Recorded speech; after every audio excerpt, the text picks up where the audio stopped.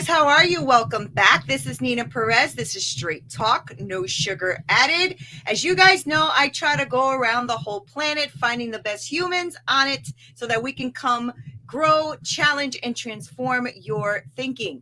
I think I found the guy. He's in the Netherlands. His name is Liam Naden, and he is the host of the podcast, Using Your Brain for Success.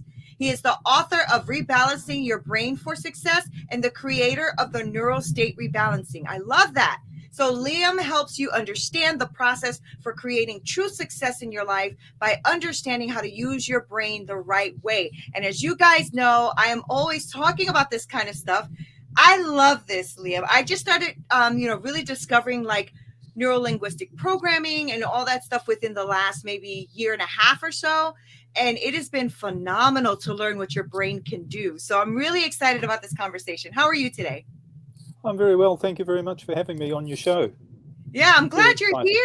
Thank you. I'm glad you're here. So Liam, the way I like to start the show is I like you to introduce yourself to my audience. So just a little bit about you, whatever you want to share. Who is Liam?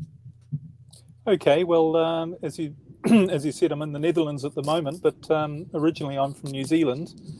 And I've really been, throughout my life, a student of success and really spent a whole lifetime trying to figure out what is this thing called success and how can I have a really fun and exciting life. And that's probably in common with, all of your listeners are all asking the same question.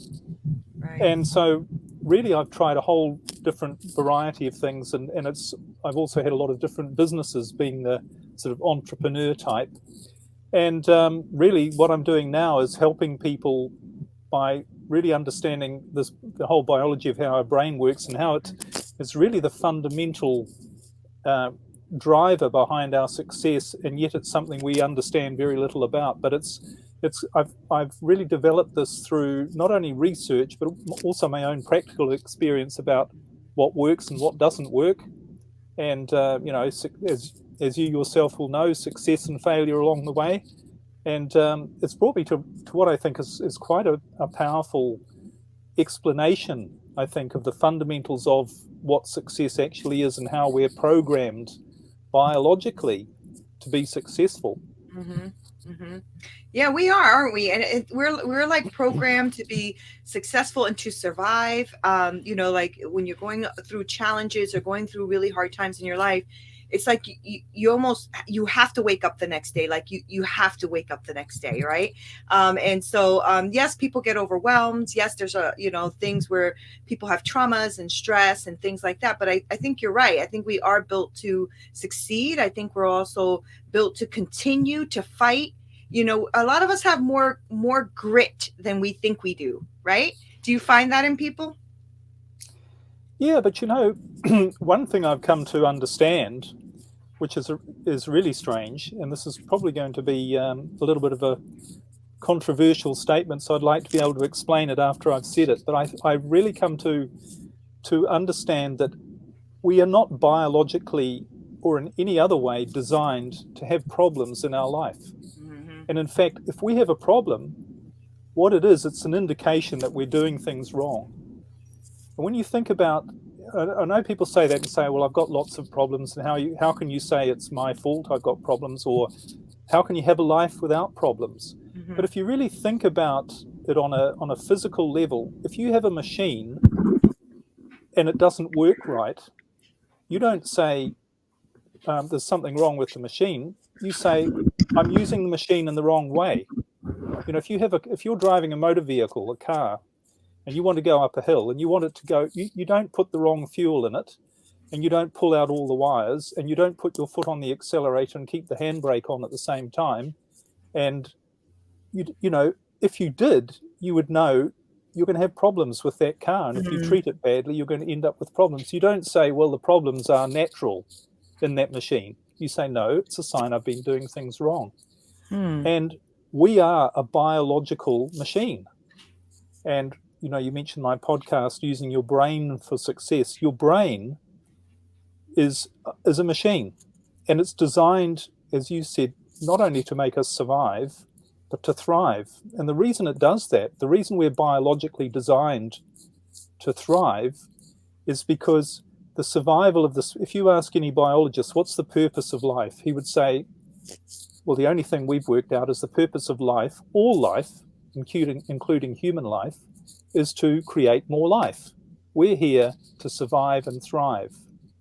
And the best chance we have of doing that is when we don't have any problems. Because if we have problems, it stops us from being our best. It creates stress on our body and on our mind and all of those things. So, I looked at this from a very logical, scientific perspective, and I came to the conclusion that problems are a sign you're doing things wrong. Now, the good news is you can learn how to do it right. And everywhere from the Bible to science has told us how to do it, but we've just misinterpreted the steps and the process for living our ideal life.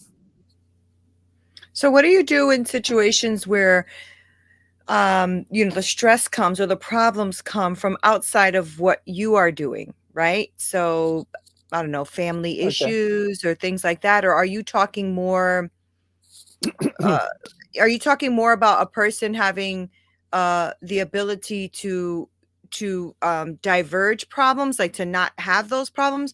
Or are you referring to any problem at all? Because sometimes you feel like, stress and stuff like that comes from outer places right? So how do you explain that? Well, when you really think about it, stress doesn't come from anywhere outside of yourself at all. You only feel stress because of it's not about what's happening to you. It's about what you think that means. And if you think it's bad, then you're going to feel stressed. But what happens if what's happening to you, even if you think it's bad, maybe from a different perspective, it's not bad at all?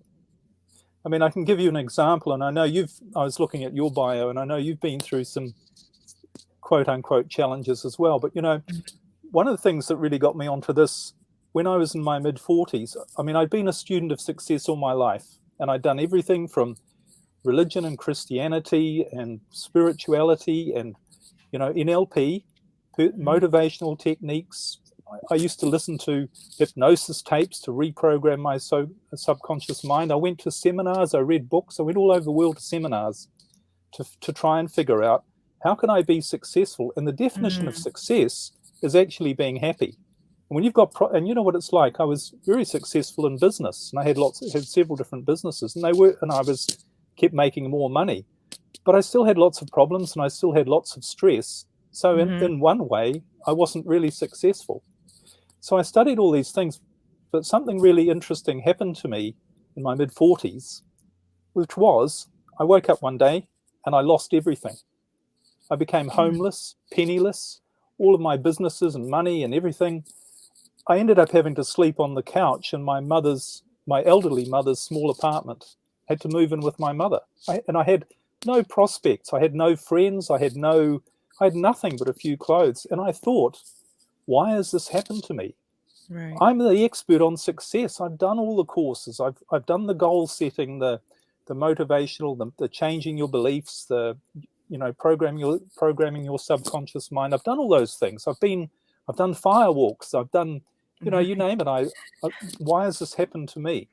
Right. But the funny thing was, and I'll explain how I figured out what had happened to me and why from then on my life went in a completely different direction, because I changed my approach. In other words, I started to use my brain differently. That was the only difference. But, coming back to this thing about problems, was it a problem at the time? Yes and no, because now I look back on it as the greatest experience of my life. Right. So how, from a different perspective, which you might not see at the time, and there's a reason which I could talk about, your brain, if you use it the wrong way, your brain won't let you see it from the right perspective. So you get even more stressed about what is happening. So at the time, it seemed a problem. And maybe other people from the outside would say, oh, that's terrible what happened to you. And, you were facing bankruptcy and you had 2 ex-wives taking you to court at the same time. Oh, boy. All these a lot. And you had, that's right. But looking back on it, was it the best thing that ever happened to me? So what was going on to make an experience one of the best things that ever happened? And of course, didn't stop it from happening, but from a different perspective, it wasn't a problem. It was actually a benefit. And if you talk to all the great people who've been through big trials in their life, they will all say to you it was one of the best things that ever happened because it propelled them to greater things. Right. So do you then have the advice or the view that you should try to look at a different perspective while you are going through it? Because a lot of times it is in hindsight that we get all our knowledge, right? So is the way you try to use your brain is to look at it from a different angle at that moment? Well, yes, that's what I teach in Neuro-State Rebalancing, which is because in effect, you're not really wanting to see things as a problem, but your brain is tricking you into thinking that it is. And when you can think of all sorts of examples that, because exactly the same situation or event can happen to two people, one of them will see it's a big problem and the other one won't.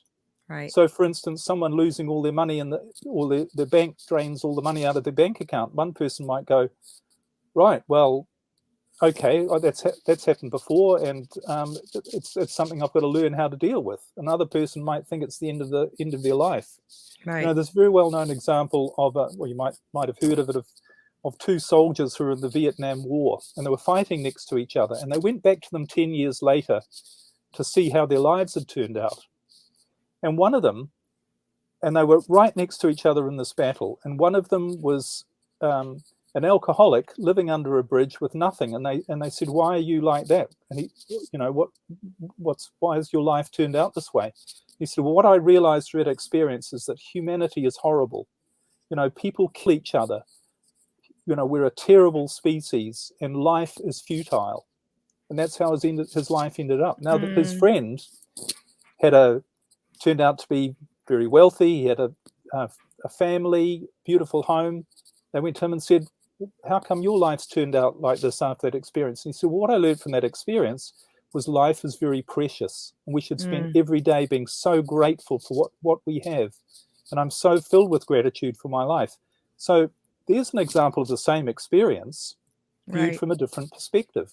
And your perspective comes not from willpower, you know, trying to talk yourself into things. It actually comes from the way you use your brain.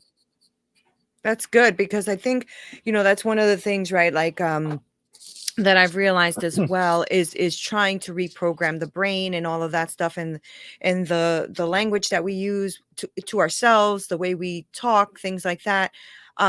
You know, I know that one of the big things now is affirmations everywhere, right? So everywhere you go on social media, everything is affirmations. But I think, you know, you're right. You have to learn how to use the brain too. It can't just be trying to talk yourself into it, because I think it doesn't work. I think if that did work, most of us would be a hell of a lot more successful than we are today, right? So what does the Neuro-State Rebalancing, what is that about? Like, how did you come up with that? What does that do for the person? Okay, well, essentially, without getting too complicated, but there are four parts to our brain. And the machine of our brain, which is the most powerful computer in the universe, it's the most incredible thing. You know, they did an experiment a few years ago, and they compared the brain to a supercomputer, and they got one of the most powerful supercomputers in the world, and it took 40 minutes to do the same calculation that the human brain does in 1 second. Oh, wow. So the brain is just, I mean, we have no idea what we've got here. It is just vastly more powerful than anything we give it credit for, but we limit ourselves by the way we use it. And so essentially what the brain is designed to do, your brain is designed with all of this power to make sure you live the best life you can. Because when you live the best life you can, you have the greatest chance of doing your biological job, which is to carry on the survival of the species. You know, it's survival of the fittest. So your brain is every second trying to make you the fittest, best person that you can. It's trying to make sure you don't have problems. It's trying to make sure that you get all the ideas you need, that the right people come along. You know, there's no such thing as coincidence or, synchronicity. These just aren't flukes. Your brain taps into all of these things. And we know this is true because if you think about all of the best or the the things that shape your life, they're never the things you've put on a goals list or you've tried to figure out. You know, you don't say, I'm going to meet my husband or my wife tomorrow at 12 o'clock and they're going to be the sort of person. You just bump into somebody and end up there, you become your spouse. So the brain has this function and has this ability to guide you through your life if you get out of its way. And the problem is we don't get out of its way. And the reason for that is we have two mental states. And our natural state is sometimes it's called being in the flow or in the zone or in our creative state. And this is where everything flows in our life. And I'm sure everyone's had experiences like that where, and you know, great athletes or artists, musicians, they all talk about their real power and creativity. Their effort comes from an almost effortless flow where everything is just moving along. Well, that's an actual brain state. It's a physical, biological brain state. And in fact, biology has a word for it called homeostasis. Homeostasis means the perfect functioning of the organism. Because not only mentally are you at your best, you also physically, all your organs are operating perfectly, the oxygen flow, the blood flow, everything's operating perfectly when you're in this, what is your perfect natural state. And that's when your life flows along. Now, there's only one other time when your brain is designed to make sure you're not in that state. We're supposed to be in that state all the time. And that's when we are confronted with an immediate danger. So something comes along, and we have a mechanism in our brain to protect us. It's called the survival instinct. You know, you might have heard of the fight or flight. So the way this works is your brain is continually looking around to evaluate the environment and always looking to see if there's any danger. And when it sees danger, it pulls you out of your natural flowing state and it snaps you into the survival fight or flight state. And that's when you feel fear. And what it does, what your brain does, it makes you feel fear and it makes you react in a completely different way to your normal state. And the things that it does is it makes you react, but it also makes you focus on the negative in your environment. So when you're in a fear state, your brain is looking around. What are all the problems? What could go wrong?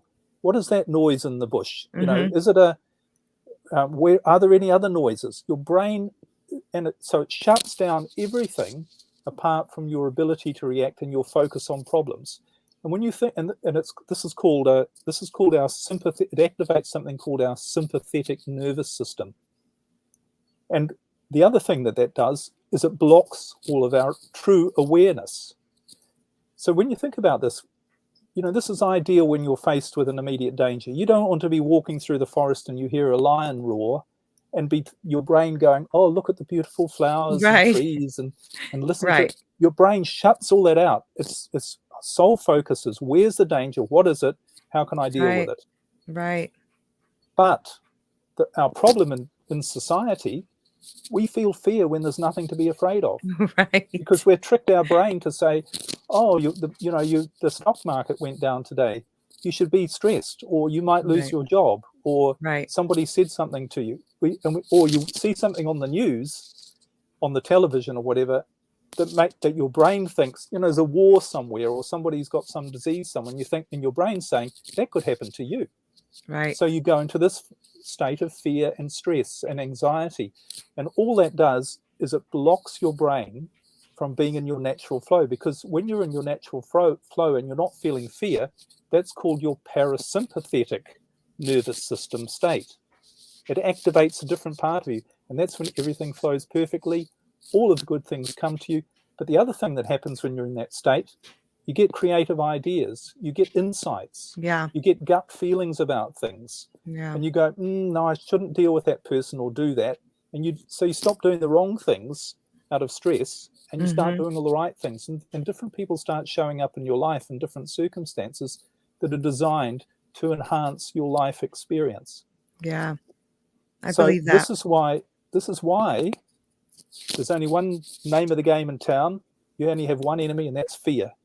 Because if you realize when you feel afraid, worried, anxious, You've activated your sympathetic nervous system. You can't see the big picture. You can't solve the problems. You're going to make more problems in your life because you're going to do the wrong things. Yeah. And you're going to have a negative effect on you, your body, and other people around you. So what I teach with Neuro-State Rebalancing is how can you get your brain back to realizing the difference between a real danger and one that isn't, one that it thinks is real, because it's not you that's worried about the war over the other side of the world. It's your brain has come up with this mental association that you've created to say that's something to be worried about. Does that make sense? Yeah, no, it makes a lot of sense. I love everything that you touched on because it's true, right? So I love that that you're telling us like the different parts of the brain. And so I'm assuming that the neuro-state rebalancing, like when you start to get your clients in and stuff, is you're trying to teach them the tools and the tricks that they need to make sure that they're in that flow state, right? Yeah. Because, you know, I mean, it's so true, Liam, what you're saying, especially the fear part. I look at fear as face and eliminate all restrictions. So I made an acronym for it, right? Because I'm like, I'm not going to, you know, and since you read my bio, you know, I've been through quite a bit. So I lived a lot in fear, and those fear, you know, it caused me depression, anxiety, all of that stuff, right? So when it rears its ugly head, you know, I'm like, oh, there you are. Okay. You know, so I have to try to reprogram that always in me as well. And maybe that's what you're teaching people, like to really reprogram themselves so that when this fear comes in, because we're afraid of talking in public, we're afraid of being on camera, we're afraid of being judged, we're afraid, there's so many things that you're afraid of. It's so silly, some of these things, right? I was doing a live recently, and I was talking about how, you know, in my life, I was in a domestic violent relationship, and he put a gun to my head. Right. And I was like, now that was fear. Like that was real fear. You know, like that he pulled the trigger and I'm still alive. Thank God. But that was fear.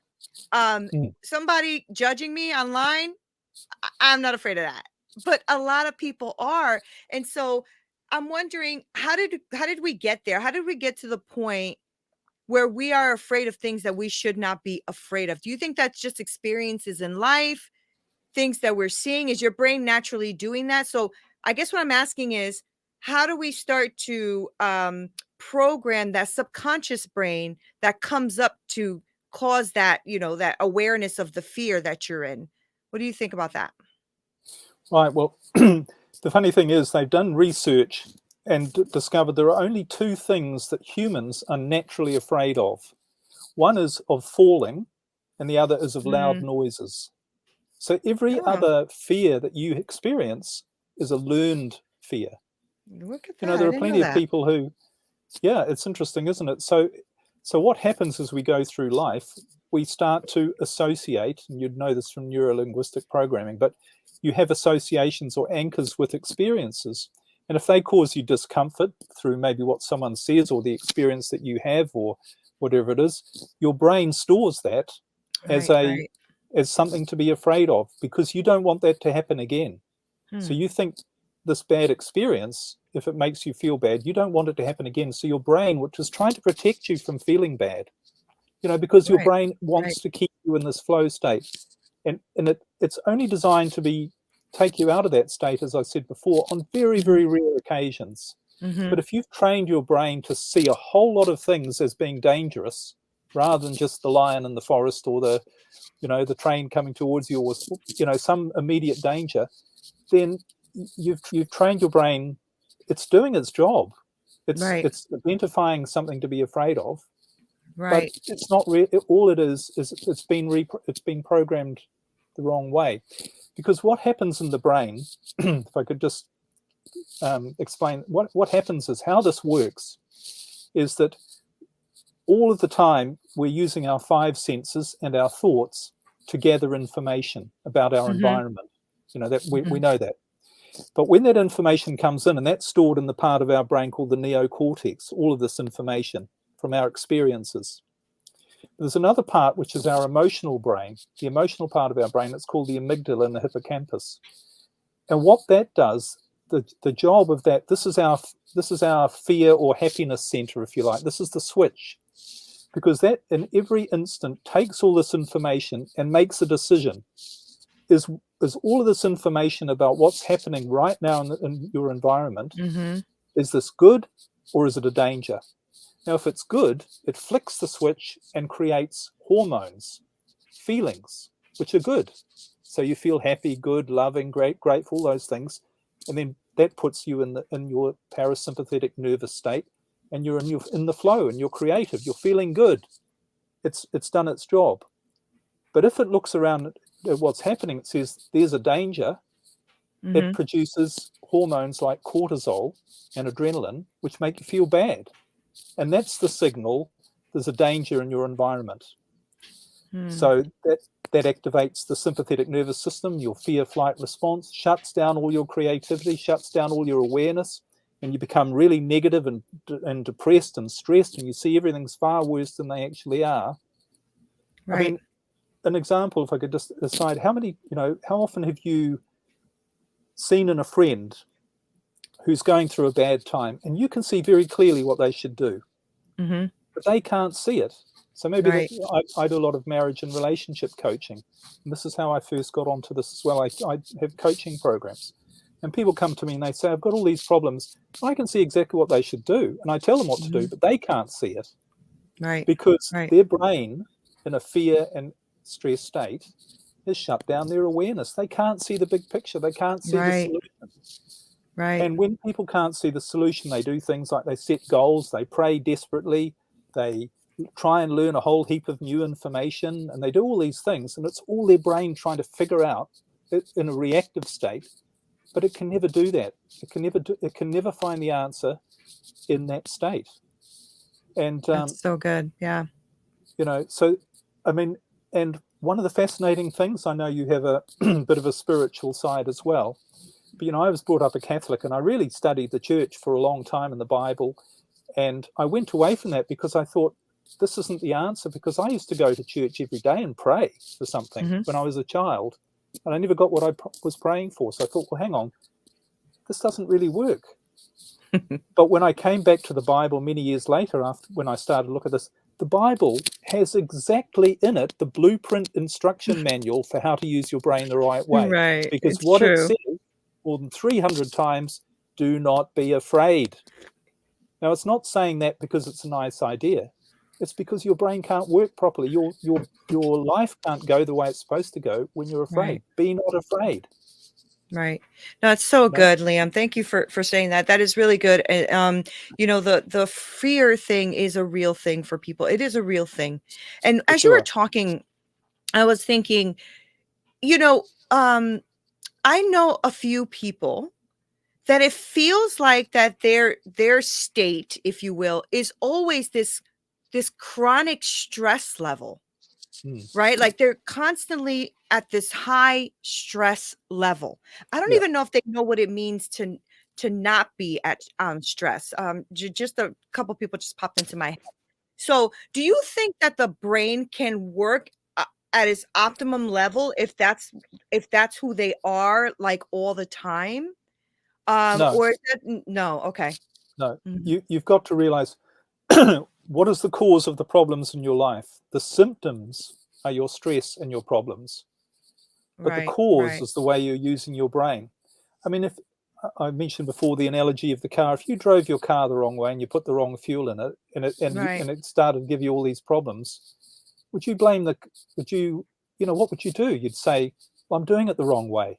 I'm doing something wrong. There's something wrong with the way I'm using this machine. You wouldn't say, well, I'm just going to keep trying, and I'm going to, set goals, and I'm going to use affirmations, and I'm going to do all these things, and I'm going to pray that the car works. If you've got problems, you've got to say, I'm doing something wrong. And if you're stressed all the time, the reality is you're just not using your brain machine the right way. Yeah, that's true. Yeah, that's really good. I love this conversation because I love that, and I think I'm going to be 50, and I'm like, how did I just find this out in my late 40s, right? Oh, you're lucky. You're young. Found it out earlier than I did. I think it's this thing of, I was always living in a constant state of stress, always. Yeah. And I'm like, this is not working. Something I'm doing is wrong. Same thing. So what I think you're saying, Liam, is you have to start with self-reflection, like self-introspection, right? Like, what is going on? What am I doing? Do you think your brain will help you with that too? Kind of like analyze what's going on here, I think Yeah. I think every person needs, this is just me. I think every person needs a coach. I think every person needs like a mentor or somebody to see on the, like you said, how sometimes you can see the problem from the outside and they can't even see it. Right. Do you think your brain will help you like kind of like get that aha moment that you need this help or you need to change? Yeah, I think your brain will, and it comes from two things. The first is asking the right questions. And the second is having an understanding of how your brain actually works. Because when you understand, it's like a car, when you understand how a machine works, you go, oh, I've been using it wrong all this time. No wonder it's falling apart. Right. So, and that's what I teach in Neuro-State Rebalancing is, firstly, when you start understanding all this stuff, how you're designed, how your brain is a machine that you can use in a right way to make your life far better, you go, yeah, that makes sense. I have been doing it wrong. And the second thing is you start asking the right questions, because you need to find out what it is that you're afraid of. And that's one of the great things about losing everything like I did, is because I realized I've been afraid all my life of losing everything. When I actually lost and that fear, and you think about it, that's for most people, they have this underlying fear and stress. What are they afraid of? What are they stressed about? Well, because they think their life's not going to be happy, or they're not going to have enough money, or they're going to be in pain in some way. But actually, when you get to the point when you experience what you're afraid of, your brain goes, why was I've experienced it now? It wasn't that bad. I'm still here. I'm still alive. Right. So I don't need to be afraid of anymore. And that's what happened to me, is when I lost everything, in the end, I gave up. I stopped trying. And I thought, I don't know how to get out of this. This is hopeless. No matter, and the harder I try, the worse it seems to get. So I honestly don't know what to do. So I just give up. And when I did that, all sorts of new and interesting things started to show up in my life. I met a far better person for a relationship. I started to form businesses and make money in a far happier, easier way than I had. I started to do things that I didn't even know were part of my dreams, but they really were. And the best thing was I wasn't having any stress or problems. And that's how I really got into this, try and figure out what had happened to me. So when you get rid of your fear, and the most difficult thing is to get over that hump of letting go. But it says in The Matrix, the film, you have to let it all go. Fear, doubt, and disbelief. You have to free your mind.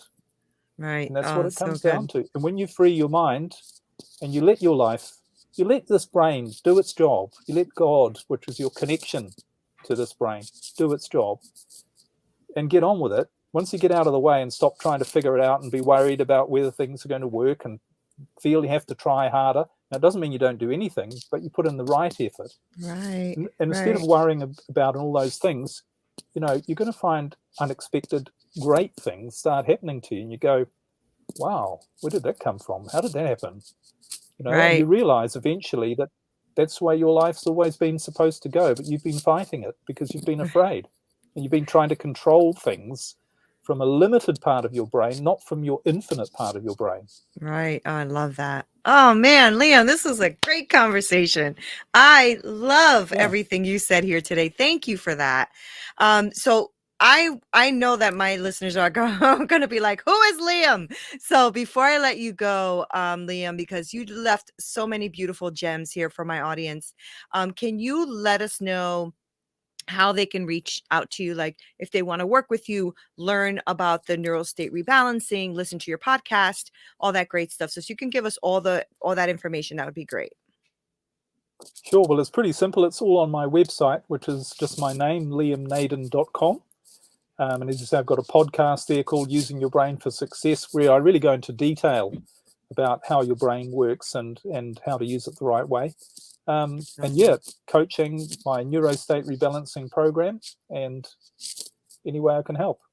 That's wonderful. Liam, thank you for sharing all these gems. Honestly, that was a great conversation. I really am glad you were here. Thank you so much. Thank you. I've really enjoyed it. Thank you very Thank you. much. Thank you, Cheers. guys. Thank you so much. Don't forget to follow Liam. I'm going to make sure that I put all of his information below because I know you guys got a lot of gems out of this episode. So I want to make sure that you like, share, subscribe, tell your friends about it. We're trying to grow this community of people who want to grow, challenge, and transform their thinking. This is Neena Perez. This is Straight Talk, no sugar added. Until next time. Podcast is brought to you by Winject Studios. We are an all-in-one educational platform for podcasters that revolutionizes how hosts leverage content to increase engagement with listeners, downloads, and income. We come together to focus on community, collaboration, and collective impact. For more information on how you can interact directly with our hosts, access exclusive live content with offers you can't get anywhere else from our official partners, join our purpose-driven community by visiting www.winject.com. If you're ready to build a career doing what you love, then we're ready to see you there.